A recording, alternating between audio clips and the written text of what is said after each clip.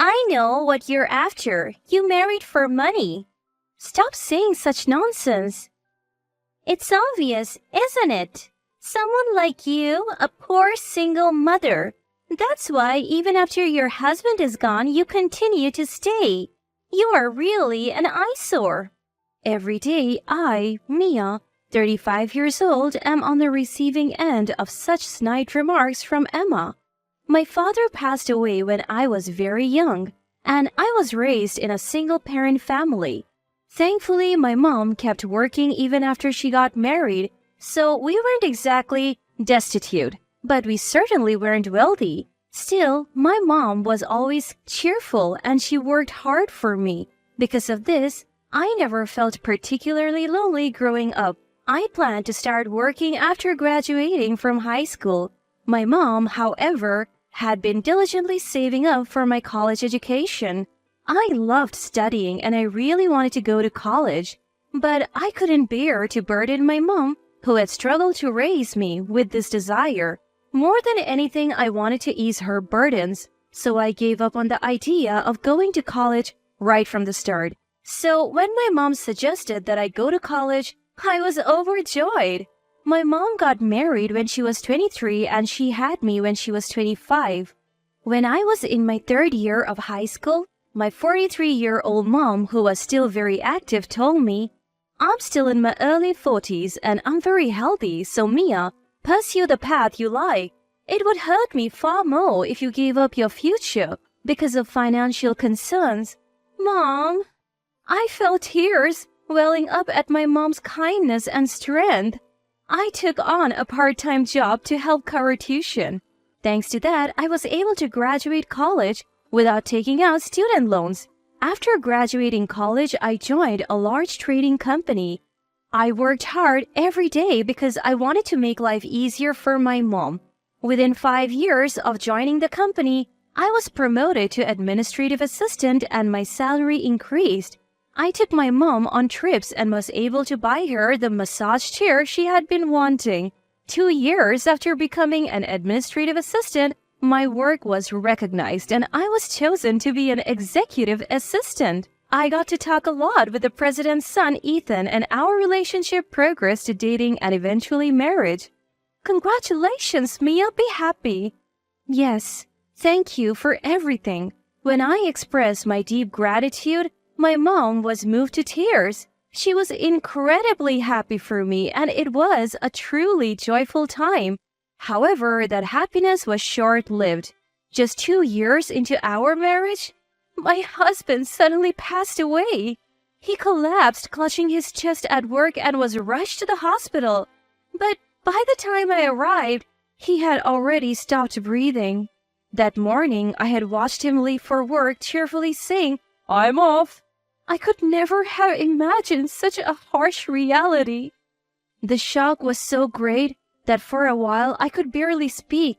It was unthinkable that both mother and daughter would lose their husbands, and I could only imagine the grief of Benjamin, the president who had lost his only son.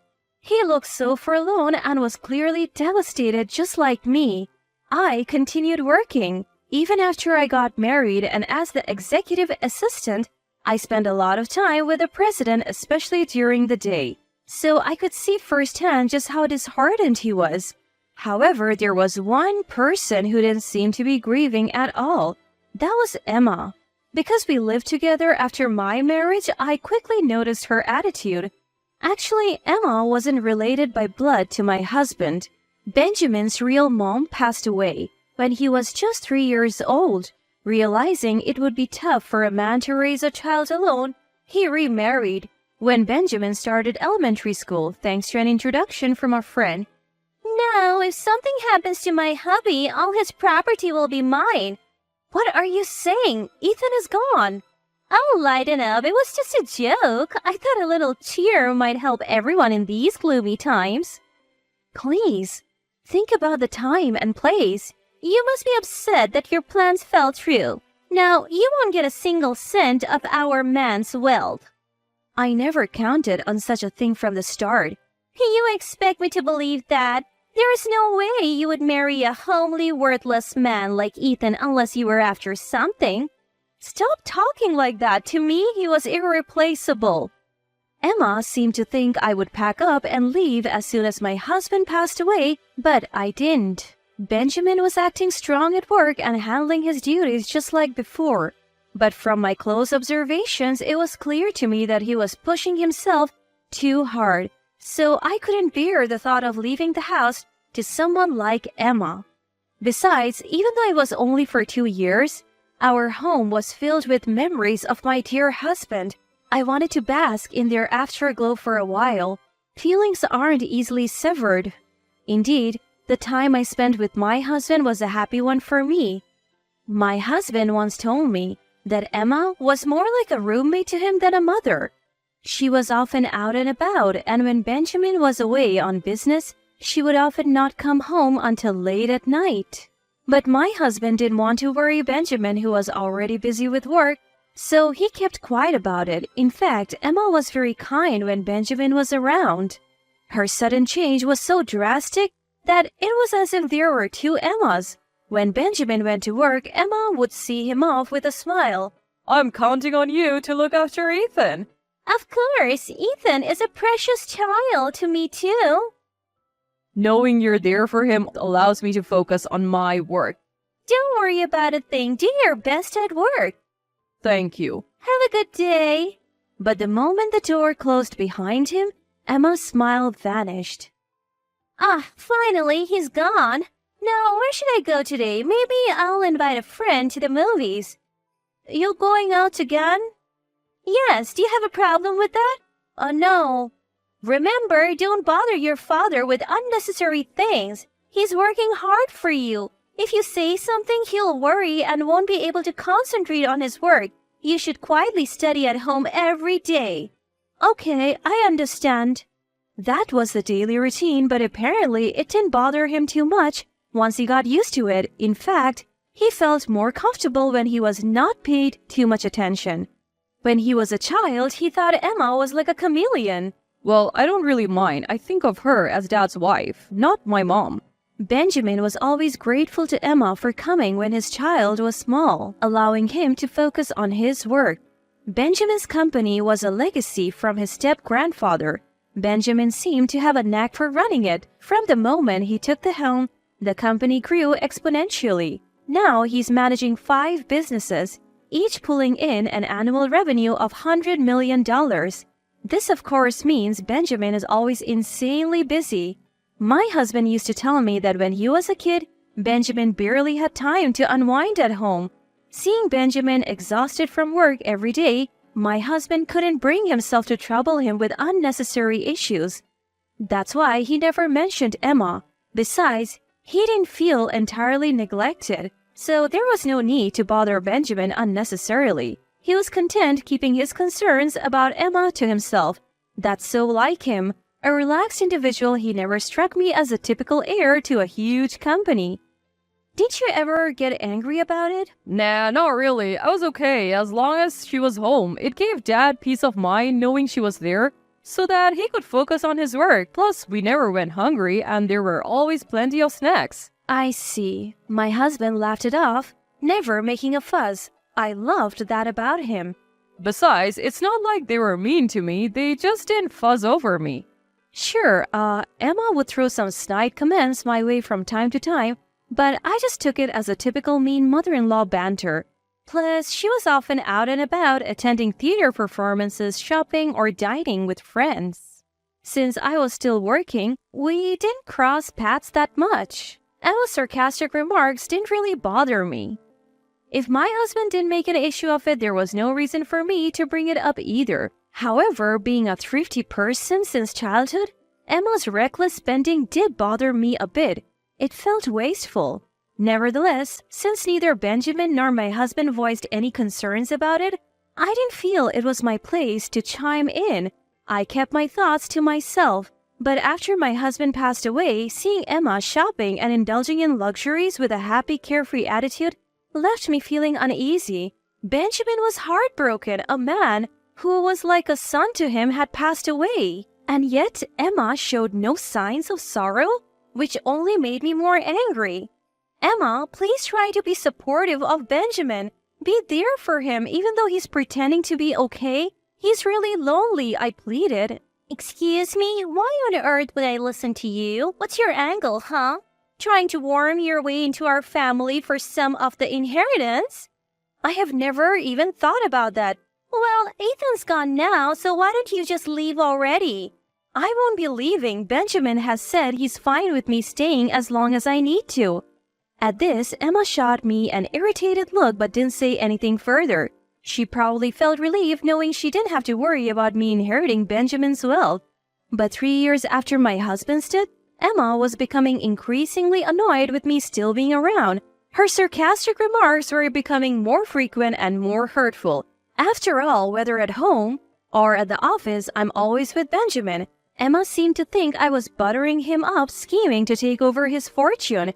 It hurt to be perceived in such a light, and I began to question myself, wondering whether it was right to stay in a house where the husband was no longer present. I could gauge Benjamin's situation at the office every day.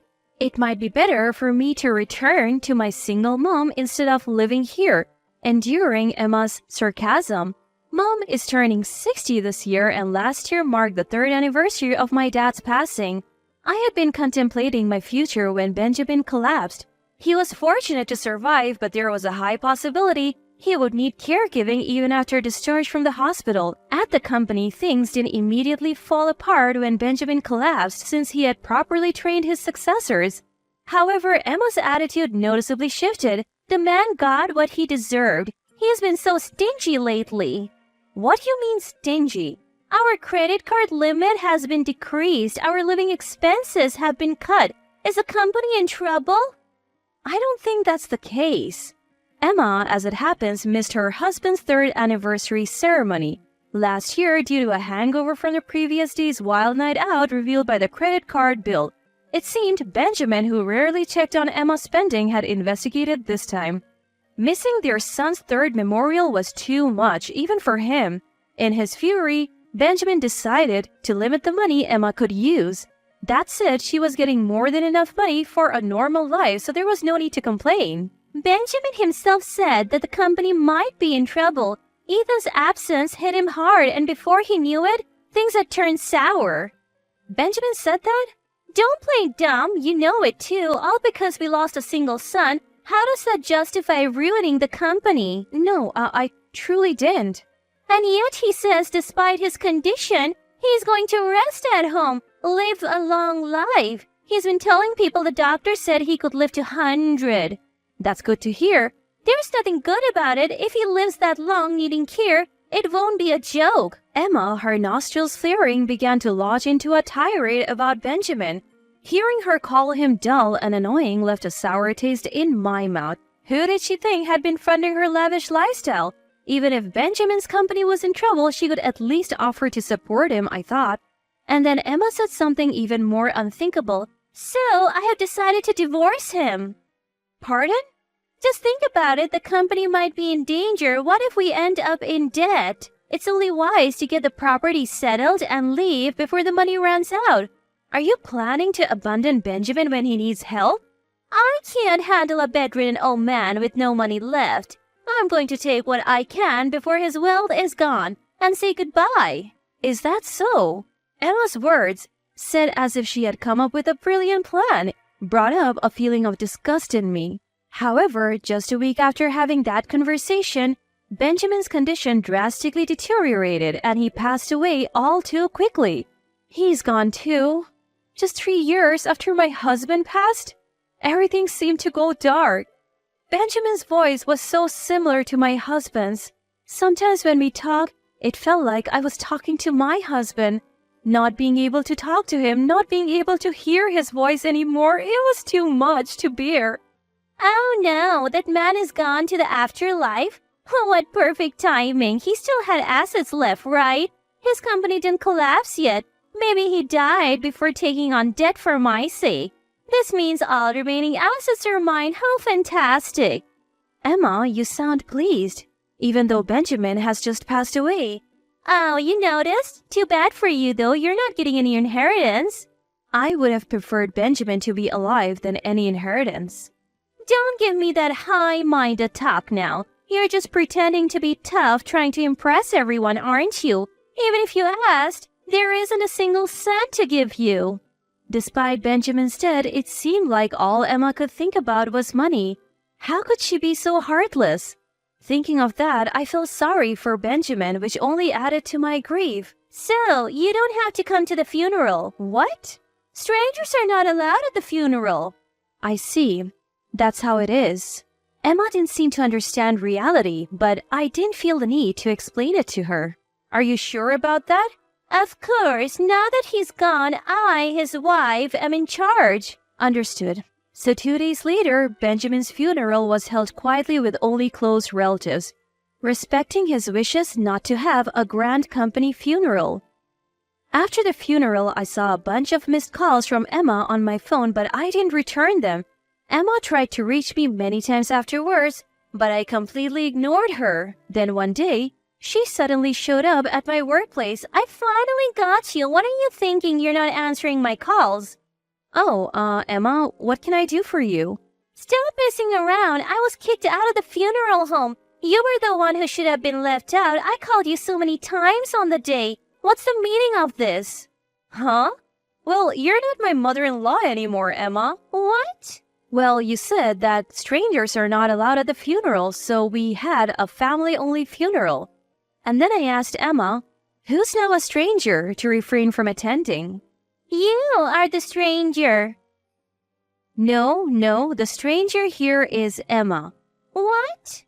When Benjamin fell ill and was told he would be bedridden, Emma had served him with divorce papers. Emma seemed to think that because Benjamin was hospitalized, he had gone to heaven without submitting those divorce papers. But those divorce papers, I had submitted them as Benjamin asked me to, so Emma is a stranger to us in name and reality. Back then, Benjamin had shared a lot with me. It seems he told Emma that the company was in danger and that he might end up in debt. If that happened, they couldn't live the life they had been living. From then on, it would be a modest life for just the two of them and so on. He thought that if Emma was willing to support him through that, they could continue as a couple. But at his words, Emma frowned and coldly responded, "Then it's probably better to split before you're burdened with debt." Benjamin collapsed 1 month after that conversation with Emma. Even after he woke up, he knew his health was not good. But he hid it and told Emma that he was in such a state that he would have to let go of the company and he would probably have to rely on her for care. As expected, Emma then proposed a divorce. She probably wanted to divorce before he was burdened with debt and get some money through property division. But Benjamin, who had realized his limited time left, had already donated most of his personal assets except the house to children and animal shelters and volunteer groups, and he had already appointed talented subordinates as presidents of his companies and transferred all the shares. So there was almost no property left to give to Emma. When he told her this, the color drained from Emma's face.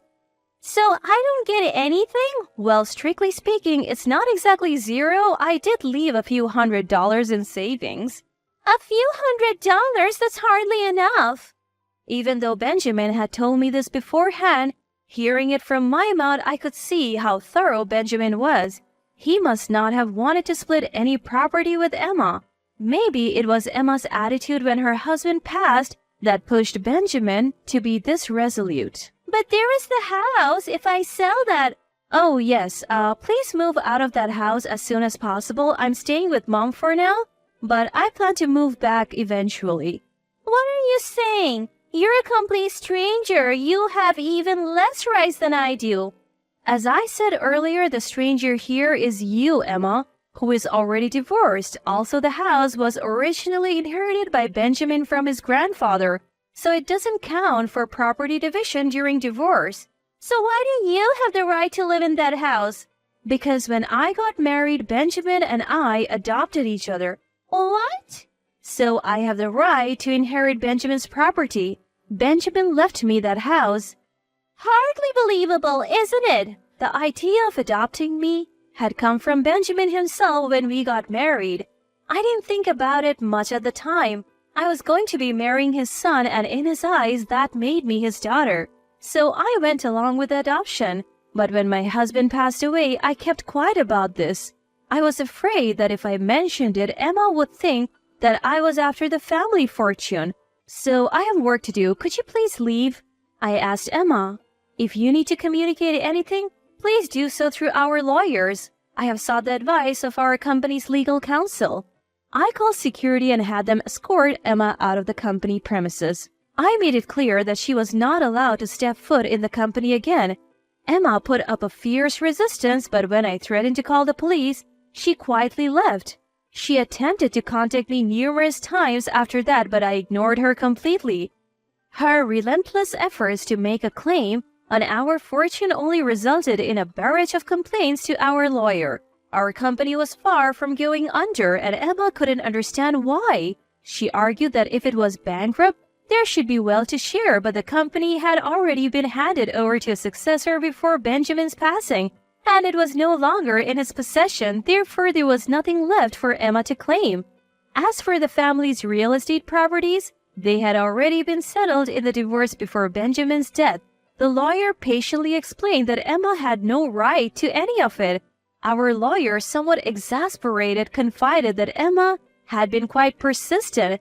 Emma, who had been under the impression that she was entitled to a share of the wealth, had recklessly racked up debt on her credit card. Now she was stuck paying it off. She was working multiple part-time jobs from morning till night. However, her financial woes were not my concern. Emma was 10 years younger than Benjamin. They had married when she was 25, and now she was 55. They had been married for almost 30 years, which meant that Emma was entitled to survivor benefits from the Social Security taxes Benjamin had paid even after their divorce.